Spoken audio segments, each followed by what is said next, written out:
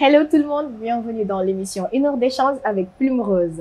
Bref, nous sommes là avec Pape Massar Guité. Je le laisse se présenter. Ouais, salam tout le monde. maa ngi nuyu ñëpp man la Pape Massar Guité, joueur professionnel au POFC en Ligue 2 française. maa ngi leen di bëgg yéen ñëpp di am contentement si invitation bi aussi. D'accord. Avant de commencer, je vais vous recommander d'aller vous abonner, de liker et de partager la vidéo pour recevoir toutes nos notifications et de me donner plus de force. Alors, Pape Massar, j'ai quelques questions pour vous. Quels sont les premiers pas nécessaires pour devenir joueur professionnel dans un sport? Ouais, je peux dire pour les premiers pas, il faut déjà l'engagement qu'il faut pour être un joueur professionnel. D'accord. Faut nga joxe à bout pour il faut se donner les moyens en fait parce que c'est pas facile. Il y a des aléas, il y a pas mal de choses yoo xamante ni peut-être mën na la gàllankoor, mais il suffit juste nga am benn détermination parce que c'est pas facile.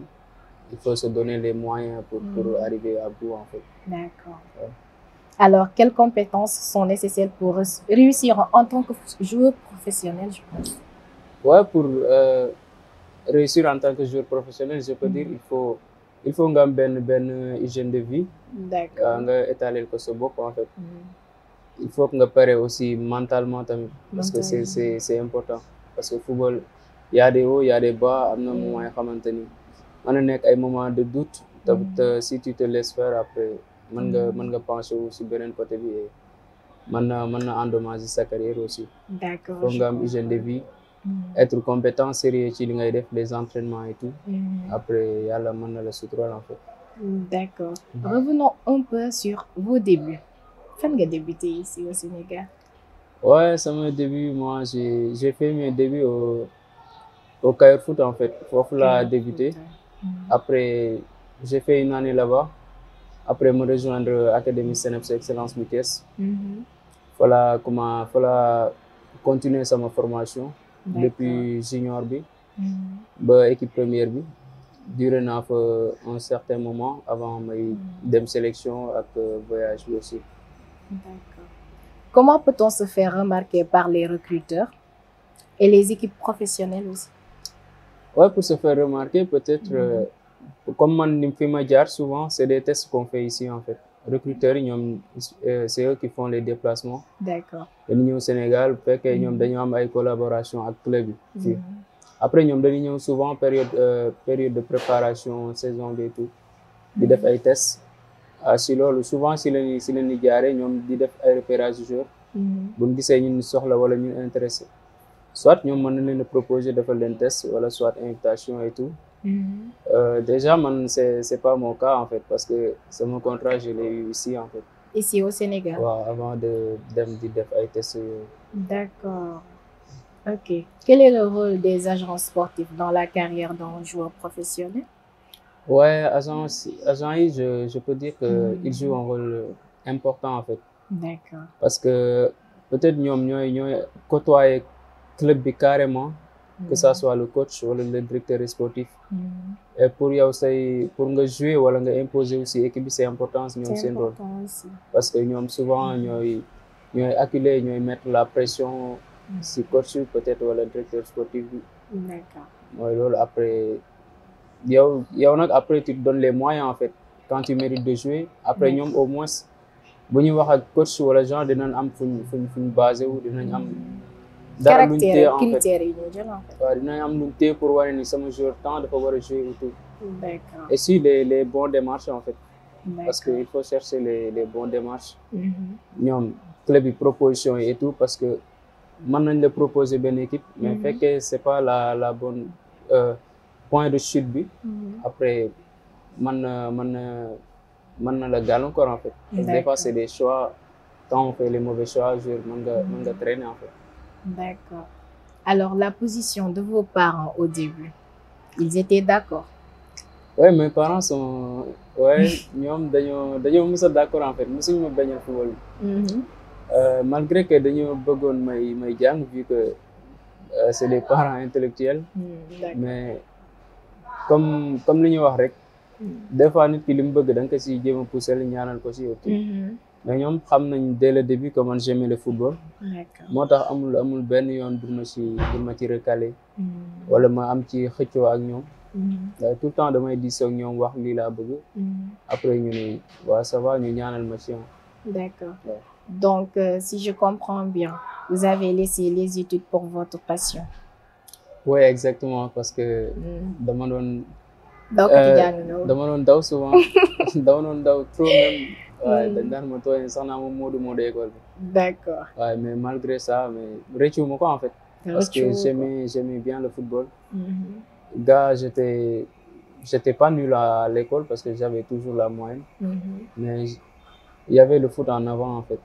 D'accord. Ça a pris le dessus. Ok. C'est parce que vous ne pouvez pas cumuler les deux mots ou bien passion bien le contour? Ouais, au début j'essayais de cumuler, mais après ça devenait un peu trop compliqué. D'accord. Avec emploi du temps parce que souvent pour les championnats comme Sénégal, souvent il y a un voyage. Il te faut 4-5 jours fekk da ngay génn soit ngay jóge Thiès di dem Casamance. Je comprends. Peut-être da ngay absent toute une semaine doo dem école. Après booy combiner loolu day xaw a métti. Des fois aussi heure entraînement yi di fekkante ak heure école bi. Et c'était compliqué doo récupérer comme il faut aussi. Moo tax je trouvais nécessaire après ma choisir sa passion en fait. Ouais. D'accord, je vois. Et ça paye bien en ce moment, je suppose. Ouais, ça va, alhamdoulilah, ça ñoo ngi sant Yàlla. Alors, comment se déroule généralement le processus de recrutement pour rejoindre une équipe professionnelle autant pour moi? Ouais, processus de recrutement, je peux dire que comme soit mën na nekk ay scout wala ñoo xam te ni ay intermédiaire de club la. ñoom bu ñëwee genre club bi mën na proposer ay joueurs ñoom aussi bu ñëwee dañuy am ay profil yu ñu soxla. D'accord. Profil yooyu nag bu leen ko proposer ñoom ñu ñëw xool si ça leur convient après ñoom dañuy cocher xool mën na nekk benn ba ñaari test pour ñu ñëw di xoolaat joueur bi carrément. sur plusieurs aspects. Parfois si yeneen postes différents aussi pour ñu xam après nag ñoom s'ils sont intéressés. Après ñoom dañuy def invitation joueur bi rejoindre mën na def test foofu wala mu intégrer seen centre de formation et tout. D'accord. Ouais. Ok, je vois. Alors, quels sont les défis et les sacrifices auxquels les joueurs professionnels sont confrontés? Je dirais les sacrifices. Les sacrifices sont innombrables, je peux dire. Ouais. Parce que yu bëri da ngay moytu lu bëri. En fait da ngay restreindre ce environnement aussi benn instant. D'accord. Parce que lu ndaw rek mën na la teggi sa yoon. moo tax da ngay concentration boobu aussi parce que yu bëri yu sa moroom yi def sax yow tu n'oses pas le faire. D'accord. Parce que souvent da ngay am benn objectif bu xamante ni. xam nga ni bu ma ko booleeg lii rek peut-être mën na ma wàcce sama yoon. wala mu dugal ma ne xam j'arriverai pas à mes si samay objectif. Du coup yooyu yëpp da ngay moytu di nekk yow rek entraînement. D'accord. toog sa gaale nekk sa bopp. et tout doo yenn fréquentation et tout da nga koy wàññi. yooyu yëpp ay sacrifice la peut-être tu jouis pas de ta jeunesse en fait comme il faut. Ok. Parce que à chaque fois yaa ngi benn objectif bi dans ta tête. moo tax da ngay xaw a ragal. défi nag comme dans la vie défi am na ñu xamante ni dans leur tête da nga naan man dama bëgg lii. Tu te donnes les moyens parce que tu l'as choisi. ñëpp xamee na ko te comme li ma wax souvent joueur que ça soit professionnel wala débutant. maanaam yaakaar la ci koñam ci famille et tout. moo tax quand tu as tout ça en tête des fois. défi la boo xamante ni t'as pas droit à l'erreur parce que toujours yaa ngi xool noo performer vers l'avant en fait. D'accord. Ça va sacrifier certaines choses pour réussir aussi. Ça fait partie de la vie. Objectif la rek et pour pouvoir les atteindre il va falloir qu'on mette beaucoup de choses à côté. C'est juste une question de temps et vite fait après la réussite on comprendra. Alors quelle est la durée de vie typique d'une carrière de joueur professionnel? Durée de vie typique je peux dire que c'est entre les 20 et les 30 ans en fait. 20 et 30 parce que à ce moment-là je peux dire que moment boobu la carrière bi concentré wu carrément si si nga mën a defar sa carrière exactement. Parce que au-delà de tes 30 ans peut-être yaa ngi prévoir ay fin de carrière et tout. C'est vrai. Mais moment boobu nga mën a joxe tous les moyens qu'il faut. Être dans le top niveau après pour maanaam nga def benn carrière bu rafet. D'accord. Pour après way bi rafet en fait. Oui, c'est vrai. Alors, comment les joueurs professionnels gèrent-ils la pression et les attentes qui pèsent sur eux? Ah, vous avez trop de pression, franchement. Ouais, c'est pas facile la pression. dañ koy dund tous les jours, hein, que ça soit dans le terrain ou en dehors même du terrain. En dehors du terrain. Parce que beneen pression mën naa ni pression côté social yooyu yëpp déjà yaa ngi day am leneen yu nekk sa bopp. Parce que tu peux pas toujours penser football. Après yaa ngi xalaat après au-delà du football lan nga war a def wala yeneen pression yi ça peut être côté famille et tout yaa ngi xalaat tout le temps t'as toujours en tête. D'accord. Que loolu yaa ngi essayer aussi beneen pression bi ngay am yaa ngi xool nan ngay performer si dans le terrain en fait wane performance buy tax ngay dem ci kanam. D'accord.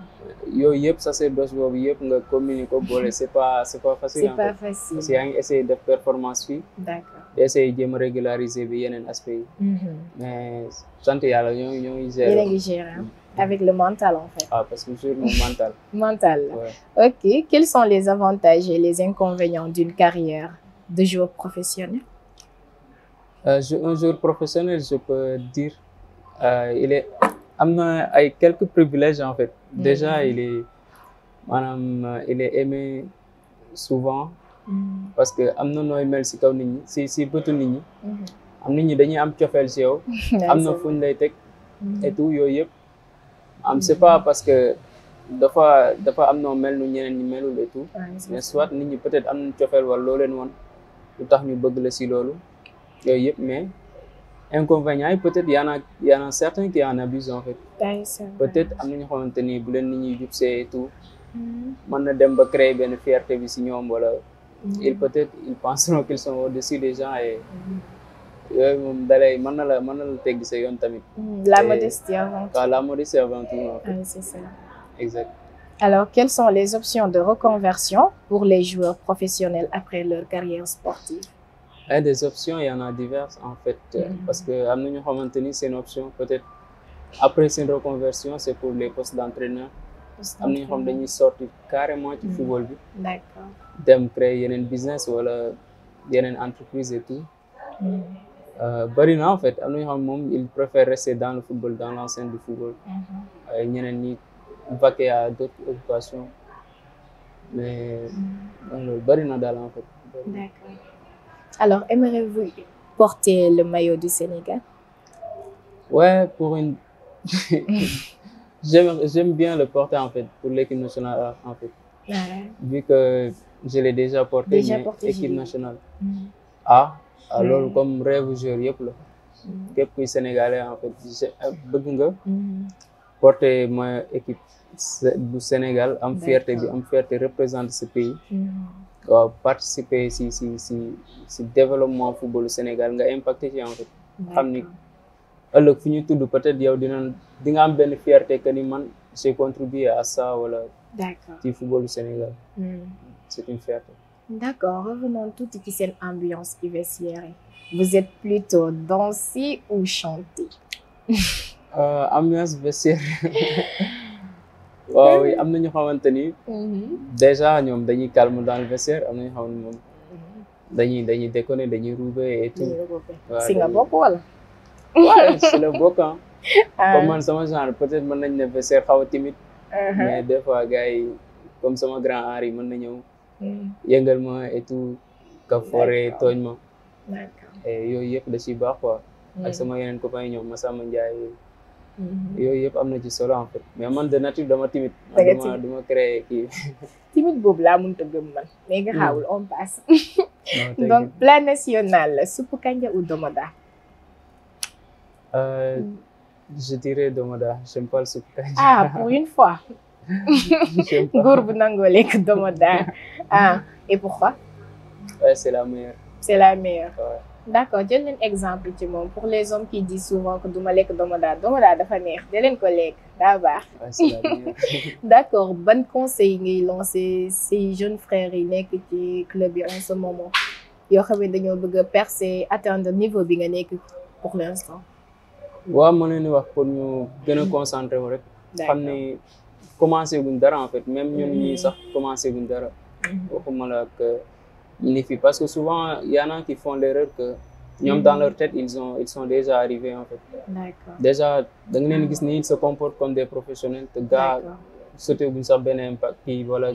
n'ont pas encore découvert le monde du football carrément. waaw ñu gën a concentré wu gën a wàcc seen bopp. ramper comme il faut. trouver les consignes aussi. D'accord. Les bonnes consignes di déglu coach yi et tout parce que am na ñoo xam ne déjà duñ jàpp nañu kenn mënatu leen jàngal dara. parce que pour ñoom arrivé nañ. mais boo modesté rek. travail liggéey concentration et tout yàlla mën na la sutura. d'accord même si da nga bàyyi jàng juste pour sa passion ban conseil ngay conseiller jeunes frères yi toujours avec eux ndax ñu cumuler études ak sport les avantages que ça pourrait leur apporter plus tard. ouais pour les avantages mën naa ni comme boo génnee. parce que boo jàngul boo génnee day xaw a compliqué. sur plusieurs aspects mën na ne si côté ce contrat et mode de vie bi wala adaptation bi mën na bañ a yomb. nga dem foo xam ne langue bi xamoo ko t'es pas éveillé si côté boobu yow football rek ngay def du coup lu la pour nga adapté wu carrément day jafe en fait. moo tax waaw te mën nga am problème pour peut-être mën nga bañ a gaaw a jouer parce que coach bi si vous vous adaptez pas. on doit comprendre après yow doo comprendre tactiquement. D'accord. Là-bas plusieurs aspects c'est les aspects tactiques. Il faut compréhension bu gaaw. nga mën a lancer wu vite fait. Ok. D'accord, alors nous arrivons à la fin de notre émission. Je vous laisse vous dire au revoir à mes internautes de la TV. Ouais, maa ngi sant ñëpp aussi di la sant yow tamit. sonal nga mais. est-ce que du yaa ma sonal. di remercier ñëpp kontaan si invitation bi aussi. ok. di nuyu di leen gërëm ñun ñëpp. Inch'Allah. D'accord. Alors, on se retrouve dans une autre émission plus tard ou bien dans la semaine. Qui sait, peut-être que ma doxantu ba Maroc indi leen benn joueur. On ne sait jamais, surprise la daal. Mais ça sera Inch'Allah dans la semaine. N'oubliez pas de vous abonner, de partager et de liker la vidéo. Au passage aussi, ñi ñaan que la paix au Sénégal. Free Sénégal.